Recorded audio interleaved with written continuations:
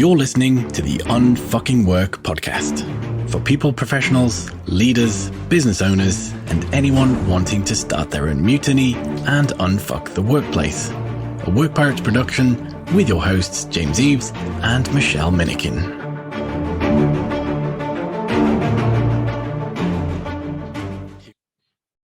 Episode 2, Michelle. Mm-hmm.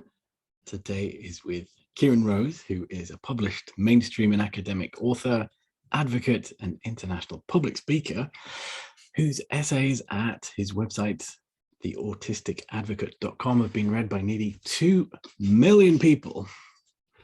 Well, welcome to the podcast, Kieran. How are you today? I'm good, thank you. Thank you for having me. I'm excited to be here. So are we. We were just laughing about all the instructions I was giving, which Michelle doesn't like. So doesn't like boundaries and instructions for podcasts. So we're going to just roll with it. We've already had the instructions, though. I think they've been tossed overboard, haven't they? So let's just roll with it. Awesome. So, Kieran. Hello, Michelle. We are here to talk about neurodiversity and neurodivergence. So give us a quick intro, please. A quick intro. We've got half an hour, haven't we? So neurodiversity it's kind of akin to biodiversity, just the understanding that there's natural difference and variation in species.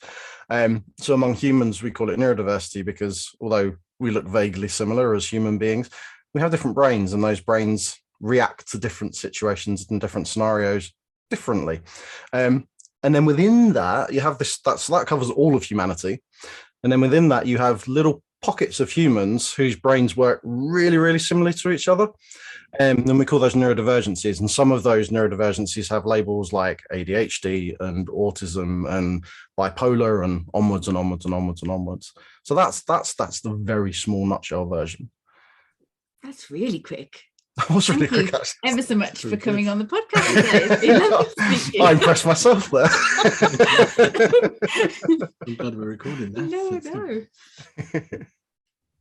No. Because we find that there's, and I mean, I openly admit that since having my diagnosis of ADHD in January, I had never heard of the term neurodivergent. Mm-hmm.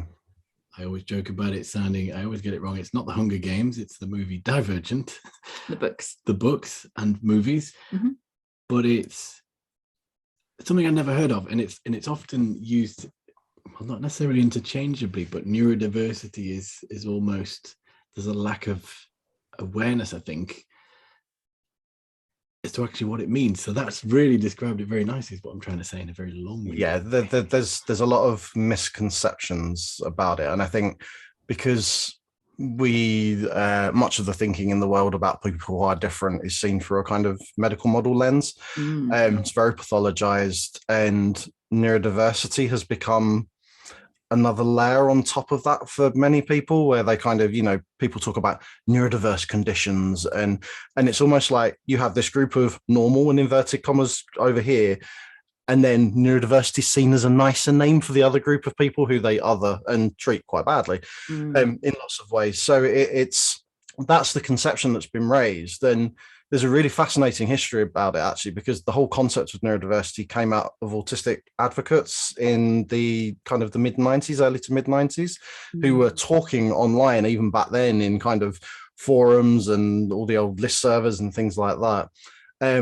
And so it was very much framed around autistic people and everybody else, which was where that original kind of thinking came from. A lady called Judy Singer talked about neurodiversity in her academic paper that came out in about 1997. And that's where the idea kind of stayed for the rest of the world. That bit got traction. But in about 2004, there was an American person called cking who came up with the idea of neurodivergence, because they realized that this was a really exclusive idea when it was supposed to be inclusive. And there are people who are learning disabled or have learning disabilities or intellectual disabilities, people of all sorts of different walks of life who should be incorporated under this. So that's where that concept of neurodivergence came from, which really does mean just diverging from the norm.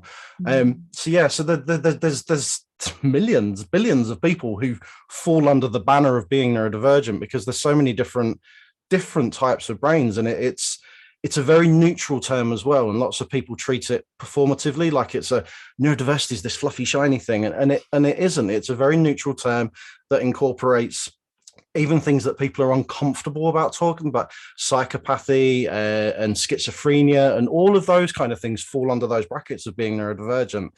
But yeah, it's the world of work, which I know we're going to come on to in a bit, is partly to blame for that as well, about that kind of performative notion around it. Yeah. So when did you get diagnosed? How? I was diagnosed autistic in 2003, so 2 decades ago, so quite a long time. And even then, at the time, I kind of walked out of that diagnosis and didn't know what to do with it. There was no support around for autistic adults back then. All the information was about children, and even when you read that, it didn't even make any, I didn't relate to any of it. So I kind of parked it for quite some time, because I didn't, and just carried on doing what I was doing. And then my first son was born, and I realized he was exactly like me. And then that triggered off a whole, I need to find out more about this. I need to discover who I am, because I'm not going to be a very good dad if if you're the same as me and I can't even support myself. So how am I going to support you? So yeah, so it was a long time ago. So I've had a lot of time to think about this stuff. More than most people get. There's a lot of privilege in it. Yeah. So you obviously navigated the world of work with autism. To a degree, yeah. What was that like for you? Not fun. If you look back on most of my career has been around kind of education, supporting children. I've done lots of support for disabled adults and things as well, but most of it's been framed around primary education. And you would think that would be one of, if you were thinking clearly, you would think that would be one of the most inclusive places. And it wasn't, and it isn't. It still isn't now, and it isn't for lots of children, as many of us know. So yeah, it wasn't fun. Disclosure was, when I first got diagnosed, I was working in a primary school in Essex, and I was kind of excited. This was a thing, and I kind of went and told my colleagues, who were friends at the time, who I spent time with outside of work, and was utterly dismissed. Utterly dismissed. Talking to the head teacher about kind of, like, I realized that I've been hitting all these barriers, and this might be an answer why, and can we explore this, and was completely shut down and was dismissed again. So when I moved on from there, I went into a new school, and because of my experiences, I didn't disclose until it got to the point that I was sitting in some autism training. And the people that were delivering the training were a parent and were this autism specialist, and the stuff that was coming out of them was not real. There was no reality to it whatsoever. It was awful. So I disclosed in the middle of that training in front of the entire staff, and again was dismissed and shut down, to the point where I went home and got my diagnostic letter and took it to the photocopier and blew it up to A3 and pinned it on the staff room wall, because nobody believed me. So that's my kind of experience with it. And I know that that's a really common experience. And it's why I always tell people, disclosing your application forms if you're applying for a job, because at least then you've told them and they know. And if they discriminate against you, then you have a case. But it's not been fun. It's not been good. And it's kind of partly what's driven me to do what I do now. Absolutely. Which is, it's almost a nice lead into the when we saw you talk, I don't know how many weeks ago, 2-3 weeks ago, and you introduced the research that you're referring to about 750 companies that you'd asked a very particular question to, and we always misquote it, don't we? It's probably better to get it from Kieran's mouth. Then we've got it on tape. Yes, well, we've also got the report that we downloaded. Sorry. Yeah, you do have a copy of it. I found it on the internet. One of the questions that we asked in the research paper was, would you knowingly appoint somebody who was autistic, ADHD, neurodivergent in any way? And about 50% of them come back and said no. So, you know, that's out of 750 companies nationally, half of them said that they would break the law and discriminate against people, and openly admitted that. And it's what I think is scarier is not that, which we know, like, I didn't need to ask that question to know that answer. You know, it's nice to have the evidence of that, but it's not a necessity, because most people who are neurodivergent know that anyway, anecdotally. But it's the thinking behind that and the misconception and the stigma that lies behind all of that. And there is such a world of work out there to change things, and it's terrifying sometimes, overwhelmingly terrifying. Yeah, it is. You just see the performative nature. It's like, oh, this is our team of autistic people that are going to solve your customers' problems, and we only hire autistic people because they're useful at this thing. It's like, and that's what I was alluding to that earlier when I said about the kind of, you know, how the world of work is to blame for a lot of the misconceptions around neurodiversity, particularly recruitment, because it's really performative, and it tends to target autistic, not neurodivergent people at all. It tends to target autistic people, but only in a bracket of, oh, they're really good at IT. Let's put a computer in front of them and they can solve all your internet problems and solve all your IT problems. And it's that excludes such a broad range of people, not just other autistic people, but other neurodivergent people as well. It's almost backwards positive discrimination. So not every autistic person's an awesome coder. I'm surprised. No, I mean, it's like where did this start? I sent you a Zoom link, you sent me a Zoom link, and we both ended up in different rooms. What does that tell you? You know, that not all autistic people are neurodivergent people who are good at computer stuff, and I'm awful at tech. I have lots of tech, but I don't know how to use half of it. Is this resonating with anyone? Yeah, we have very different. So I'm IT director at Work Pirates, because I refuse to be beaten. So I've got this very strong, stubborn streak that computers are not allowed to beat me. So I will bloody figure it out if it absolutely kills me. And you could almost see the clock ticking on James. Is like, tried it once. 5, 4, 3, 2, 1. Fuck this shit. Yeah, that'll be Forward, next. But you could turn it into something else. So there's times it's some kind of injustice. So you had a parking ticket a while back, didn't you, where it was one letter off. Put the wrong number plate in. So I was like, right, typing off to the council. I was like, just give them the money. I can't be bothered to deal with the paperwork. I enjoy that kind of thing. But that shows the difference of you can't, trying to look for a more positive phrase than tar everyone with the same brush, but put them in the same basket and say everyone is going to be like this. So it's, I think the way we're at the moment in terms of this sort of neurodivergence stuff is these are the current labels, and no doubt they will change in the future, because we both have ADHD, but we've got different types of ADHD, and you know, it's starting to get ridiculous. I mean, it's I love talking about this because it blows people's heads, but they're all meaningless constructs in reality. That someone conceptualized something X decades ago and everyone's run with it, and you know, we try and find evidence to shoehorn people into that, and then all of a sudden somebody else says, oh no, we need to reconceptualize it in a different way, and then everybody goes running off in that direction, and then you end up with lots of different labels and confusion, and it's just a mix of stuff. But I think this is why the concept of neurodivergence is so important, though, because there is not a single ADHD person on the planet who is only ADHD. There is not a single autistic person who is only autistic. There are all these when I do my training, I talk about there's over 70 different co-occurring conditions that go along with just being autistic.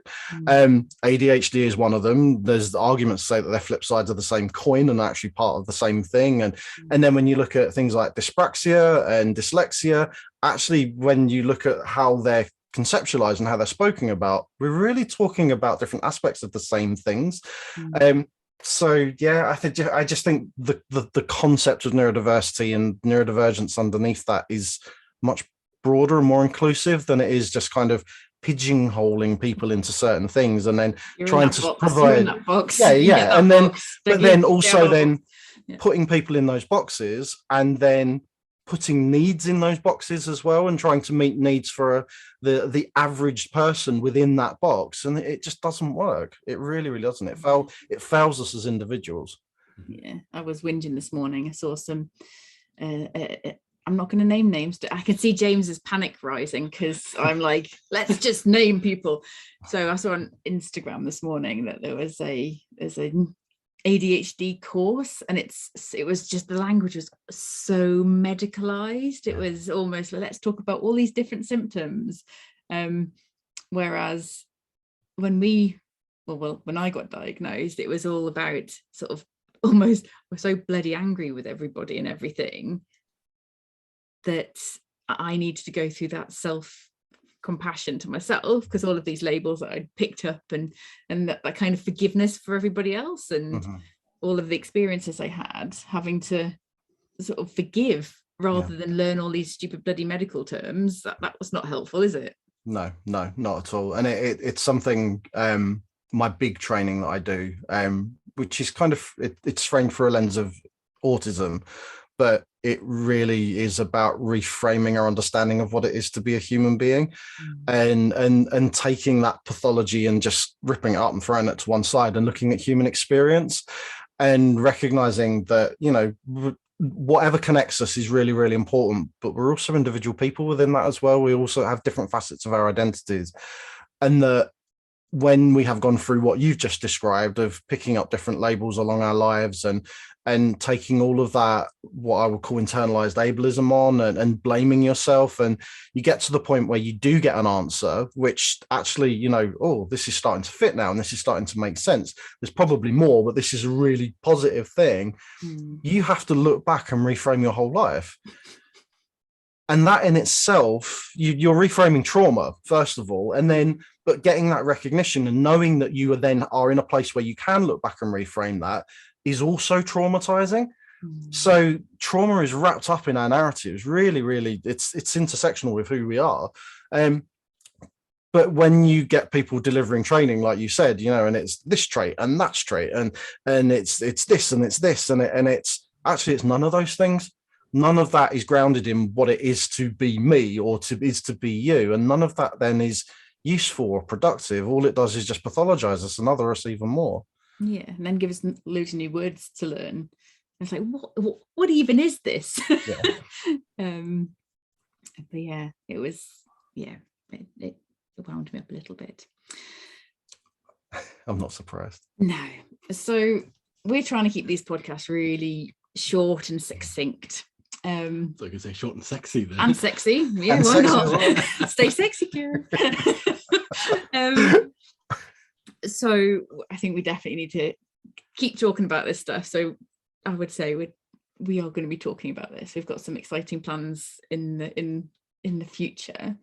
So if you had the FTSE 100 HR directors in front of you, what would you say to them about unfucking work? I would say money is not your bottom line. The people who make your money are your bottom line. And if you do not look after them as individual human beings and take responsibility for them, not only within the workplace, but outside of the workplace, then those employees are not going to be happy and healthy, and they're not going to be as productive as you want them to. So it's to your interest to look after people as humans and not see them just as dollar signs or pound signs or elements of productivity. Yeah. Like humans are not resources. Yes. Yeah, that's true. And then would you have anything more specific to say around companies we know are looking at neurodiversity, neuro-inclusive recruitment? What should they consider around these sorts of areas? Oh, that's a big one. Because it starts even pre-advertising for jobs. With how those job adverts go out and then how you interview people or not. I don't believe in interviews at all. And then also it doesn't just stop there, because recruitment is really, really important, and how you recruit people is important. But if you haven't got the right environments for people to go in, then you're not going to retain people.